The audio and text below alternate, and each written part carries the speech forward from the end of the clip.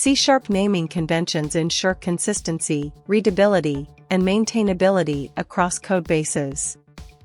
They define clear rules for naming files, folders, namespaces, classes, methods, variables, and other code elements, creating a structured and uniform approach.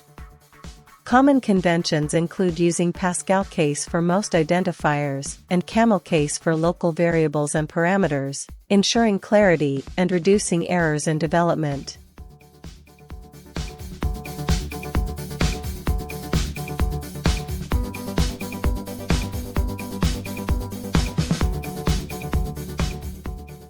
Naming conventions are important because they make code easier to read, understand, and maintain. Consistent naming reduces confusion, helps developers quickly identify the purpose of different elements, and enhances collaboration within teams.